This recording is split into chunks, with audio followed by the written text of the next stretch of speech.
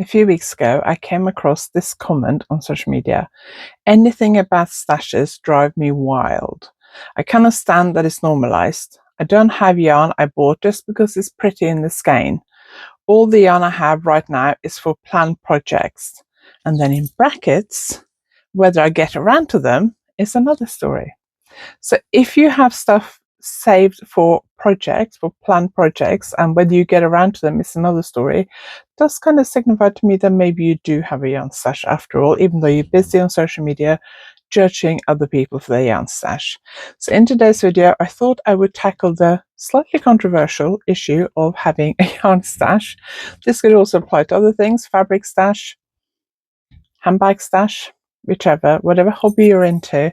This probably applies to most of them, where you collect a certain number of things to do with your hobby, so you end up with a stash of them somewhere. So I thought I'd chat about that. There's an awful lot of judgment about it on social media, and I have a few views of my own, so let's have a chat about it today. I hope you enjoyed today's video.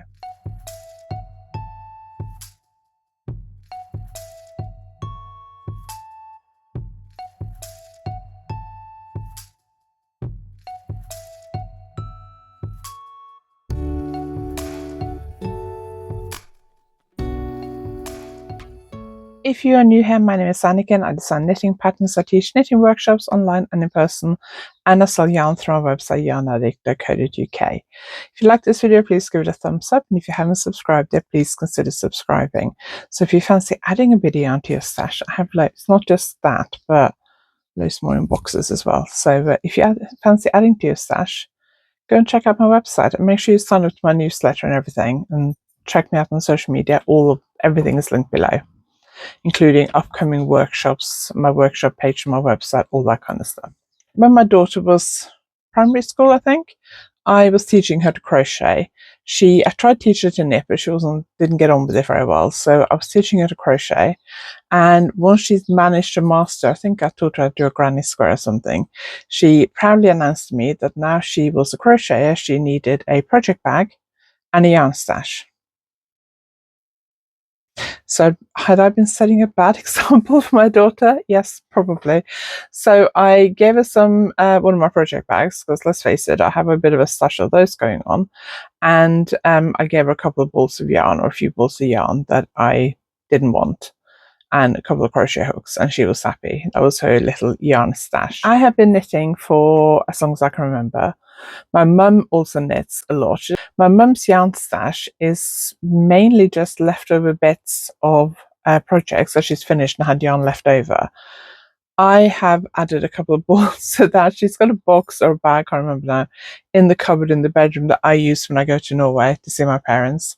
And there's been a couple of things that I worked on when I've been in Norway, and I finished it, and I didn't want to bring the yarn home with me. And because I travel with just a backpack now, I don't have a lot of space, and I have just left it in her stash box because I thought she won't notice. And my mum always just had a stash that was leftover yarn. I will definitely buy one-off skeins of yarn. I've always taken the attitude with sock yarn, especially hand-dyed sock yarn, that if I buy one skein, I can either knit socks out of it, a shawl, some kind of accessory. It's not going to be a problem. And as a result, I do have a lot of single skein yarns in my stash. Most of my stash is 4-ply. I have a few skeins of DK and maybe 2 or 3 lace thread yarns, but most of it is sock yarn. And a lot of it hasn't been used, and some of it's been there for years. I don't have a huge yarn stash, considering the fact that this is also my job. I do have some boxes of leftover yarn from design submissions I worked on. So whenever I work for a magazine or yarn company, sometimes they'll send me too much yarn, or I'll end up with a bit left over. I'll usually put that separately and keep that for future. Sometimes I've used it for something for myself, and sometimes I've used it when I need to swatch for new design submissions, or used it for my workshops. It's still useful to have a bit of yarn knocking around because of the job I do, but I also do have my private stash. It's not huge, so I've got these calyx units. I've divided each square into 2. So my entire yarn stash, not including the leftovers from magazine designs and stuff, is 2 of those squares. So this is basically 2 of the square calyx units with a shelf in the middle. because it just makes it easier to sort. So it's not a huge amount, and that does also include some fiber for spinning. I did used to have a lot more. I used to have a couple of big boxes full, plus a box for fiber for spinning. A few years ago, can't remember when it was, when I reorganized this room quite drastically and got all my Calyx units, I went through everything and got rid of those, as in I destashed it and I donated some. Since then, I've been trying to go through my stash regularly to make sure it doesn't get out of control, and I only have stuff that I think I will use. So if I have stuff in there that I no longer like, I've gotten rid of it, usually destashed it, or given it away or whatever. And I'm going to do that again probably over the summer, because I need to have a bit of a tidy up, and also because we're hoping to move. I was hoping we'd move by the end of this year, but I think it'll probably be next year. At some point, I need to kind of get rid of stuff in here so that I can pack it all up. I also need to actually move everything out of here to decorate this room before we put the house on the market. So other comments I see on social media are things like, I pulled out all my yarn stash and I feel really gross about it. I've seen people saying, I don't understand why people have yarn stashes. Yarn's so expensive. I struggle to justify spending any money on yarn. And people really judging people for having large yarn stashes, talking about that's the problem of society today, basically overconsumption. I think this applies to anything that you are interested in. So I am very keen on a particular handbag brand called Pom Pom London. I've been buying their bags for a while. It started with one year, and then the next year I bought two. And since then, I've bought quite a few. I've sold some as well over the years and bought some new ones. And I've now decided that I'm not buying any new ones unless I sell one, because I don't have the space for it. Again, think about moving. But there is a group on Facebook that I'm a member of, and some people in there have a lot more bags than me. I don't know how many bags I have now, because it's a while since I've gone through it, and the way they're packed away, I can't see at a glance how many I've got. But I'll be talking in excess of 10, less than 20, I think. But there are people who have 50, 100 bags. Now, when I read some of this in their Facebook group, I was like, and when they bring out a new collection, there are people who buy one in every single color and in several styles. And I must admit, I sometimes sit there and judge them quietly, which is not very nice of me, but I sometimes do. And I feel like a lot of us would like that with yarn stashes as well. How much is too much? When I first started reading blogs 20 odd years ago, knitting blogs that is, I remember reading this blog. It was an American woman and she was showing pictures, and I was like, she have a yarn shop? And as I read the blog, this was basically her craft room in her basement. So if you're not American, if you're American, I'm assuming you know this, but if you're not American, if you live in the Midwest, in one of the, what I like to call the big states, people have quite big houses. It's quite common to have big houses. Like I lived in Colorado for a year, Colorado Springs. The family I lived with, their house was quite big, but their grandmother, who lived on her own, her house was probably as big as my family's house in Norway, and we didn't have a tiny house in Norway. Our house was bigger than average in Norway, and her house was really probably about the same size as my parents' house at the time, and she lived there all on her own. So if you live in a huge house, and you happen to have, a lot of American houses also have basements, which is not very common here in the UK. If you have a whole basement that you can turn into a craft space, it's very tempting to fill that with yarn.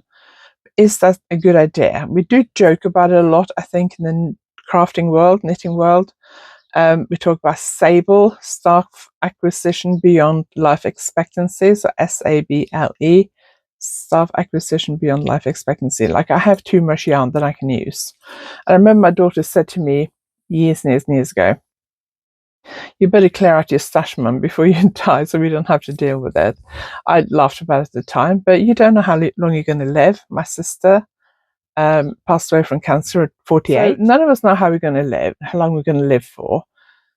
I don't think my stash now is too much. If you add in everything that's in my online shop, yes, I have a lot of yarn. But the stuff in my online shop is not my personal yarn to use as I feel free. I mean, sometimes I take yarn out of that stock to use it, usually for new designs, occasionally to make something for myself. but hopefully I will sell that at some point. So that's not, I don't count that as part of my stash, obviously. But I do have quite a bit of yarn in my stash, but I don't think I have an excessive amount. If I stop buying yarn now, it wouldn't take me that long to use it all up. But I do think that obviously there is a problem in today's society with overconsumption.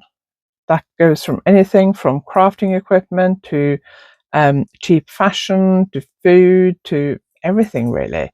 It's so easy to just buy. And obviously, overconsumption is a problem. There's also specific reasons why people buy yarn and why some people think it's a problem. And I think that comes down to your own personal view and your own personal problems. If you have a background where you weren't very well off growing up, or you've had periods of your life where you've struggled financially, or you are struggling financially, seeing other people buying all this yarn, especially hand-dyed yarn, going to yarn shows and buying huge amounts of yarn and fibre and things like that can be a bit difficult, I would imagine. I saw somebody a few days ago had been to a yarn show, and when she shared how much she bought, I was like, oh, that's a lot. But I don't know how much yarn she already has. But overconsumption is a problem. But also, sometimes we like to treat ourselves. So if your stash is a problem, you may need to look at, is the stash making you feel guilty? When you admit to how much you have, is it making you feel guilty? I do sometimes feel guilty about the number of handbags I have. And I probably shouldn't buy any more handbags for a few years, but I know I will. But yeah, sometimes I feel a bit guilty about how many handbags I have.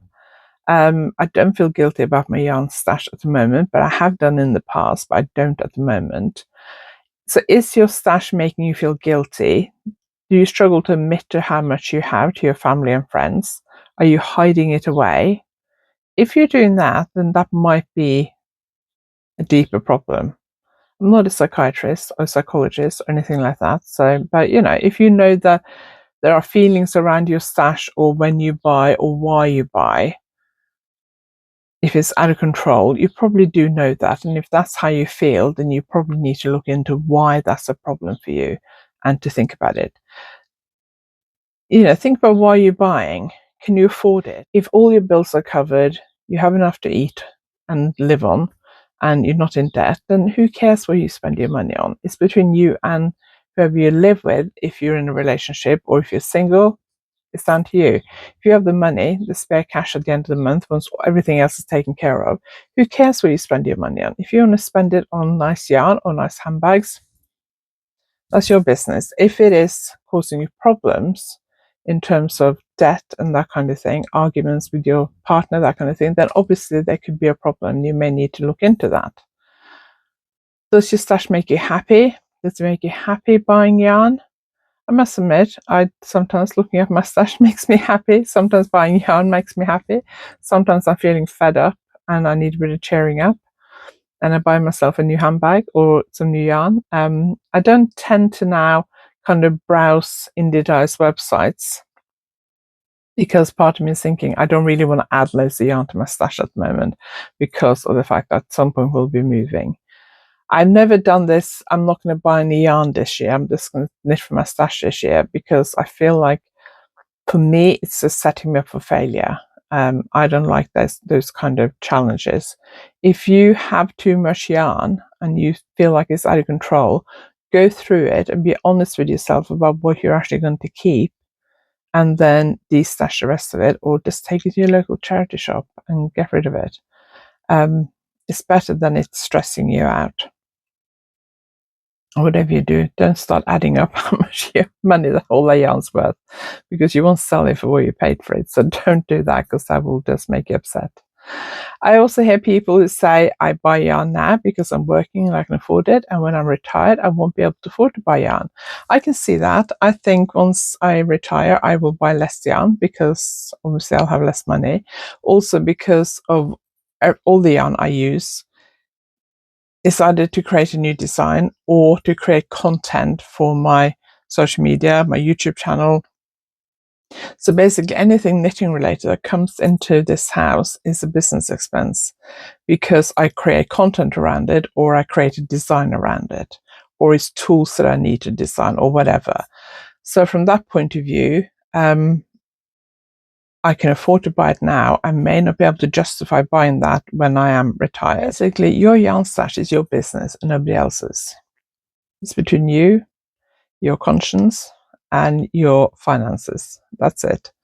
And if you find yourself judging other people, I mean, I probably have done in the past. Like when I saw that American lady with a whole basement full of yarn that looked like a yarn shop. But this American house, her basement had so much yarn in it, and it was laid out like a proper yarn shop, like proper shelving and everything, that I was like, she's running a yarn shop surely. And then as I read the blog, I realized no, she wasn't. That was her stash. So if you find yourself judging other people like I did when I was reading that blog, definitely, then just think that you don't know their circumstances, you don't know what they're dealing with, you don't know what their finances are, what their house is, what their job is. I can imagine somebody who, say, for example, runs a yarn shop and then decides to retire and can't sell off all their stock. Some people choose to close their shop rather than try and sell the shop as a running business, because they may not be able to sell it as a business. So they may take some of the yarn that they have in their shop and keep it as their stash because it's nice yarn and they can't sell it.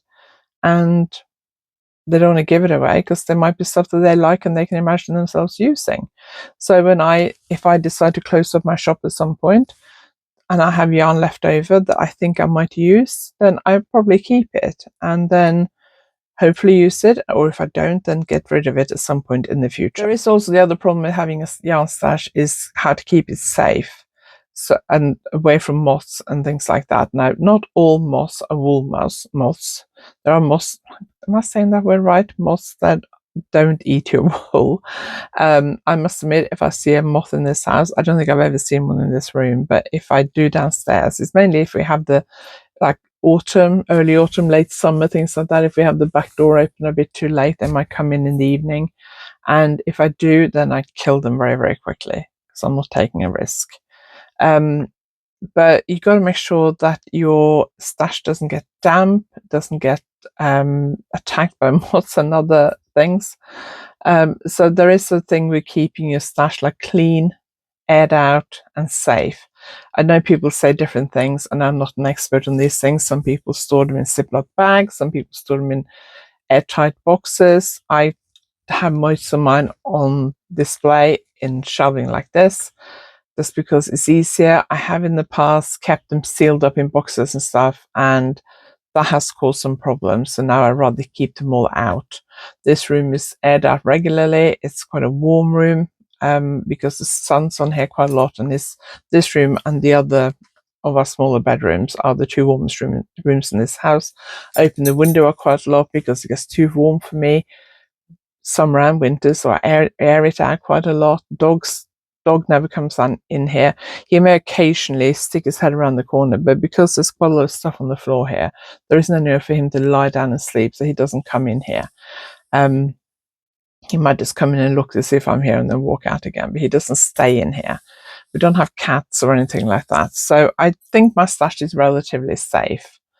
And I do try and go through it. I was trying to go through once a year, but I don't think I've done it for like a couple of years. But I do think going through it so you know what you have is a good idea.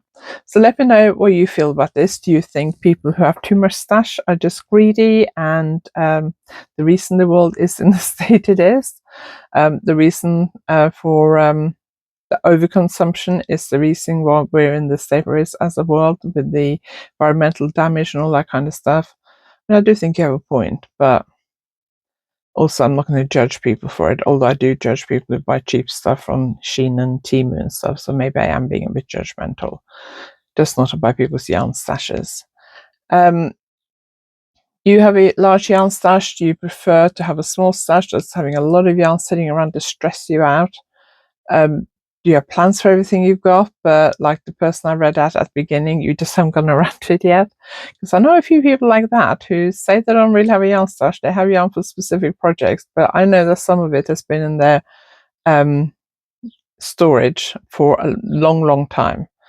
So if that makes you feel happier about your stash, saying you have plans for it, that's absolutely fine. But yes, I do think that sometimes people are using that as an excuse. Are you in a stable situation, staff acquisition beyond life expectancy? I don't think I am, unless I get run over by a car this afternoon. Who knows? But if I live to the life expectancy for my age, I don't think I have too much yarn. I know I will definitely be buying less yarn once I retire because I won't have the money to do it. So I do look forward to having some nice yarns to use. It's 10 years till I retire. I'm also not going to go on a massive spending spree before I retire just to build up my stash because tastes change. I made that mistake when I first got back into knitting in my early 30s. I bought quite a lot of novelty yarns, like fake fur type yarns, eyelash yarns, that kind of thing. And I went off them very, very quickly. And I ended up giving them all to a lady I knew who collected craft supplies for an orphanage in Uganda, I think it was. I gave a lot of it to her, all my old straight knitting needles and cheap circle knitting needles that I wasn't interested anymore once I discovered more expensive, nicer knitting needles, and all my eyelash and novelty yarns that I wasn't going to use. Yes, I've done that a few times when I've had loads of stuff that I've overbought and I've just ended up just giving it away to charity just to get rid of it. Anyway, share your opinions in the comments and please don't be too judgmental of me or anyone else. If you're sitting there watching this thinking, oh, I've got too much yarn, it's making me feel a bit guilty. I got 10 boxes in the loft, 2 in the spare bedroom, 5 under the bed, whatever, don't feel bad about it, but just decide whether it's really a good idea to keep it all, or have you got stuff that you inherited from your grandmother 30 years ago and you're never ever going to use? If so, get rid of it. Don't keep it, because at some point someone's going to have to get rid of it, and it may as well be you, because whoever's inheriting all your stuff, if they're not into it. I mean, I do know people who got like knitting needles and crochet hooks from their grandmothers or great grandmothers or whatever, and if they got sentimental value, I can understand it, but you can't keep everything. I think keeping yarn from, like, I don't know, 50 years ago, I don't think I would do that. Anyway, let me know what you think. Leave your comments below. If you like this video, give it a thumbs up, and if you haven't subscribed yet, please consider subscribing. Thank you very much for watching, and I will see you next time.